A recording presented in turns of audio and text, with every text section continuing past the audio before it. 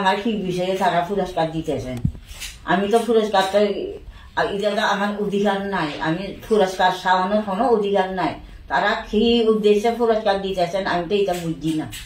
আচ্ছা, কেমন লাগে? আমি এই পুরস্কার পাইয়া এত খুশি হয়েছে, এত আনন্দ হয়েছে, আমি তো মনে করছি আমার সারা পরিবার না, সারা ত্রিপুরা রাজ্যের সবাই মানুষ খুশি হয়েছে।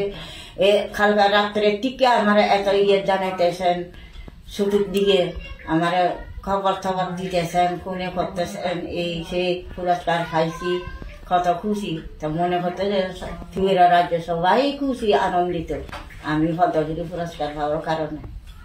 এই কাজটির সাথে আপনি কবে থেকে জড়িত? এই কাজটি তো আমি জড়িত, আমি তো ছোটবেলা থেকে এই কাজ করতেছি, এই গুণবাদা কাজ করতেছি ছোটবেলা থেকে। তবে মাঝখানে তো করছি না, পরে 90 থেকে কন্টিনিউ করে আইতেছি।